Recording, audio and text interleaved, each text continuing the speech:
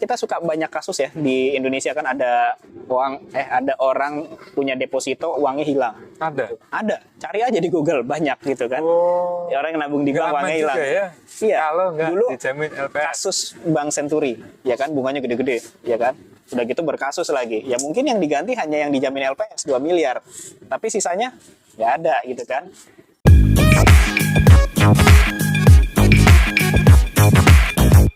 Halo Sobat Moviter, dimanapun berada, jumpa lagi dengan channel Movit Indonesia, tempatnya untuk Cari ilmu. Biasanya di belakang ya, sekarang di balik di depan. Kita balik ke depan. Oke, nah ini cukup menarik nih bahasan kali ini. Siapa dari Sobat Moviters yang pengen cepat kaya? Pasti semuanya pengen ya? Pengen ya. Jadi, anggaplah Sobat Moviters itu sedang di posisi yang lagi kaya. Lagi ada uang lah ya. Iya, punya uang misalnya katakanlah 2 miliar. Kemudian bingung nih, aku kaya nih, uangnya mau dibuat apa nih? Nah, ini nih ada dua pilihan nih, coba. Uang segitu mau dibelikan emas harganya, misalnya nih ya, wah ini aku udah kaya nih, mau ngapain nih? Beli emas aja deh 1 kilo. 1 kilo itu katakanlah nih ya, harganya 1,8 miliar. Kan masih ada 200 juta tuh. Jadi yang satu adalah beli emas 1 kilo. Satu lagi, uang 1,8 miliar itu didepositokan. Nah, kira-kira pilih yang mana? Pilih yang mana Om Hendri ini? Kalau ada dua pilihan seperti itu tuh. Ini sebenarnya emas dan deposito. Ya, tergantung ini ya, tergantung tujuan ya. Jadi kalau misalkan teman-teman memang pengennya kayak cuma jangka pendek, dapat return bulanan kayak gitu ya, itu bisa ambil deposito. Tapi kan cuma berapa ya? Deposito kan kecil ya bunganya ya. 5,5%. Jarang loh sekarang yang 5, malah 4 gitu. Oh, mungkin kalau 5 itu apa ya? Yang di bank-bank agak kecil ya, mungkin nggak ditanggung LPS yang kayak gitu-gitu. Nah, tapi kalau misalkan teman-teman mau agak sabar dikit, itu bisa beliin emas 1 kilo. Tapi memang ya nggak bisa tiap bulan nih Zut ya. Nanti ada return tiap bulan gitu ya kan, nggak bisa seperti itu ya. Tapi kalau misalkan kita simpan jangka 2 tahun, 3 tahun, itu udah pasti nanti nilainya akan tinggi lagi ya. Sekarang 1,8. Mungkin nanti setahun ke depan udah 2 miliar. Mungkin ya. Karena kan kemarin di video Movit itu kan juga pernah gue bahas ya. Jadi kita itu bandingkan beberapa tahun lalu lah. Gue pasti ingat banget bukan beli ya. Kita waktu itu punya customer 1 kilogram emas itu masih beli di harga 600, ya kan? 600 kalau sekarang dia jual tahun 2025. 3 kali lipat. Iya, 3 kali lipatnya. Terus bisa apa? Bisa beli rumah, ya kan? Dari 1 kilo itu. Iya, Jadi betul. lihat tujuannya dulu nih teman-teman. Gitu. Betul. Nah, jadi sekali lagi memang dari tujuannya. Kemudian kalau dilihat dari ROI-nya itu kelihatan ya antara deposit sama emas gimana nih? Kelihatan karena lihat dari ininya aja Zut, pertumbuhannya ya. Kalau deposito kan mungkin rate-nya itu berapa ya? Anggaplah dari 3 sampai 5 deh, maksimum 5 gitu Per kan. tahun. Per tahun gitu kan. Belum lagi dipotong sama pajak 20% gitu kan. Udah gitu nanti pada saat cair pun juga uang kita masih kegerus lagi sama inflasi kan setelah kita simpen setahun 2 tahun kayak gitu. Nah, sedangkan kalau di emas itu pertumbuhannya yang gue perhatikan ya secara kita lihat histori itu dari 6 sampai 10% per tahun. Jadi ibaratnya itu udah di atas inflasi Zut. Dan inflasi di kita tuh berapa ya? Sekitar 2 sampai 4% lah, anggaplah seperti itu ya. Deposito berarti. Iya, mirip ya. Jadi kan ibaratnya Pas saja lah. ya pas-pasan aja kalau deposito, tapi kalau emas itu masih di atasnya inflasi. Jadi pada saat nanti kita cairkan juga dia udah pasti tahan terhadap inflasi dan nggak kena gerusan itu. Iya, betul. Nah, jadi sudah cukup kelihatan ya perbandingannya untuk emas dan deposito. Kemudian yang cukup penting untuk investasi itu sebenarnya terkait resiko.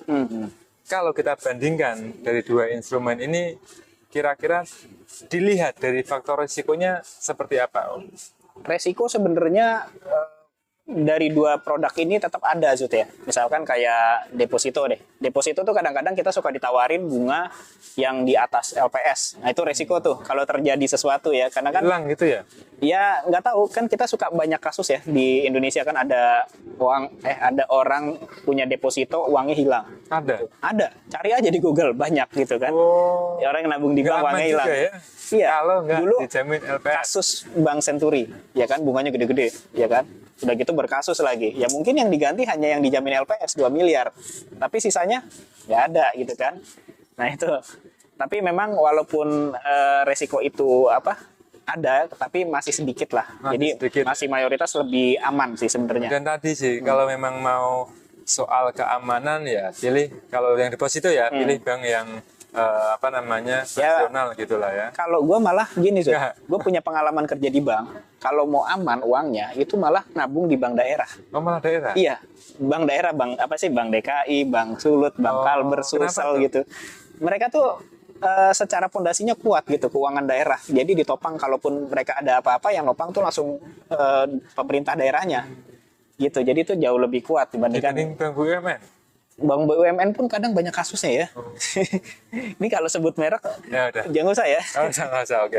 Iya. Ya berarti ini sebuah insight baru ya. Ya. Kalau ternyata bank daerah itu lebih atau cukup aman dan Iya, karena dulu memang juga. pernah kerja di salah satu bank daerah, Zut. Jadi tahu ternyata lebih aman di sini, Lebih tahu aman, walaupun memang kayak kurang terkenal gitu ya, orang nggak betul. yakin gitu. Kurang terkenal. Justru malah di situ yang aman. Nah, Oke. selanjutnya kalau di emas resikonya apa? Resikonya tuh emas ada harga buybacknya tuh. Jadi kadang-kadang orang suka lupa kan, harga emas udah naik tak jual. Pas begitu dijual kena harga buyback, merasa rugi kan. Nah itu Betul, dia. betul. Jadi kalau emas itu sebenarnya lebih aman itu di 3 tahun lah. jangka panjang. 3 tahun atau 5 tahun itu Walaupun- lebih aman. Kalau misalkan kayak masih setahun, 2 tahun tuh masih agak rawan-rawan tuh. Bisa untung, bisa rugi kayak gitu ya. Itulah salah satu resikonya. Iya, jadi resikonya sebenarnya cukup ketakar ya. Kalau dilihat sekilas sih sama-sama aman. Artinya kalau Sobat Movitners punya emas, mau dijual dimanapun, tetap menerima kok ya. Asal Iya. bukan emas palsu gitu. Iya, Paling betul. sering itu sih, kalau belinya offline terus emas palsu. Iya. Oke, nah terus ini, nextnya adalah terkait dengan likuiditas. Gimana nih kalau punya deposito sama punya emas, aku bingung nih lagi butuh uang gitu kan. Nah, Mau cairkan. ini yang menarik, Su, terkait dengan likuiditas. Jadi kalau deposito itu ya memang kita gampang bisa. ya, gampang, bisa. Tapi kalau di bawah jangka waktu yang kita tentukan, itu nanti ada penaltinya. Nah itu maksudku. Nah, itu kan. Harus sesuai dengan berapa Iya. bulan atau tahun lah ya. Betul. deposito. Kalau yang kita deposito duitnya cuma 10 juta sih oke lah, penaltinya kecil. Yang 1 miliar ke atas, penaltinya berapa? persen tuh? Nah, lupa kalau itu. Nanti coba teman-teman yang kerja di bank tulisin ya. Kalau penaltinya berapa persen tuh? Yang tabungannya 1 miliar ke atas lah. Beda-beda berarti. Kalau Enggak sih, bukan beda-beda. Dia ada standarnya sih. Iya. Misalkan berapa persennya gitu kan. Cuma untuk angkanya gue lupa nih, gitu kan. Oke. Itu ya tadi ada potongannya gitu kan. Ada potongan. Ada potongannya. Penalti ya. Penaltinya. Nah sekarang terkait dengan likuiditasnya emas sendiri ya, kita udah umum lah, udah tahu ya. Jadi gampang banget kita mau jual di mana aja itu emas gampang gitu ya. Mungkin yang jadi pertanyaan adalah emas-emas yang mereknya non antam ini yang suka teman-teman dapat hambatan lah gitu ya, kurang paham gitu kan. Karena kalau emas-emas non antam mungkin kalau kita jual di toko emas ada yang terima, ada yang enggak gitu kan, karena biasanya mereka itu memang toko bukan tempat peleburan. Jadi kalau mereknya nggak terkenal ya mereka males ngapain gitu kan, kecuali mereka yang tempatnya lebur ya pasti akan mereka lebur. Jadi kalau untuk yang non antam teman-teman jual lagi ke agennya, ke distributornya atau ke pabrikannya lagi, lebih mudah. Oke, cukup menarik sih. Intinya apa? Meskipun beli emas non antam, secara ekstrim kalau emas itu dibawa ke toko diterima kok. Pasti diterima kok. Nah, jadi nggak usah khawatir, sangat-sangat liquid, kapanpun, dimanapun bisa Sobat Movitners cairkan. Apalagi kalau misalkan teman-teman punya komunitas gitu ya. Kayak Zudi nih masuk di komunitas mau jual emasnya gampang kan Zud, kan? Betul Tinggal sekali. upload aja di WA gitu ya. Bukan upload, kirim ya. Kirim Kirim. ke WA, nanti ada yang beli Komentar itu. lah ya. Ada yang komentar. Saya mau dong, yos Japri gitu. Iya. Selesai.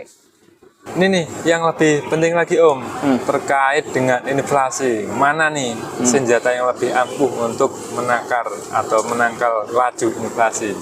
Yang jelas sih emas ya kalau untuk Emas ya? menahan inflasi, karena dia udah terbukti dari ribuan tahun yang lalu dan tidak tergerus oleh inflasi. Pertumbuhannya selalu di atas inflasi. Sedangkan kalau kita deposito yang ditabungkan ya uang udah pasti uang kertas kena inflasi. Jadi emas nih Emas yang ya? terbaik.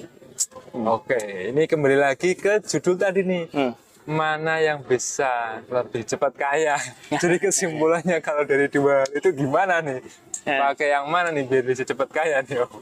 Susah juga ya kalau bilang cepat kaya, tapi kalau jangka pendek kita mau ada pendapatan bulanan itu bolehlah kita pilih deposito ya. Deposito, Tapi ya. kalau sebenarnya tujuan kita pengen kaya gitu ya, kita harus sabar-sabar sedikit sih Dut, ya. Jadi jangka menengah dan panjang. Kayak ya tadi yang gue ceritakan, orang dulu belinya 600 juta, sekarang harganya 1,8.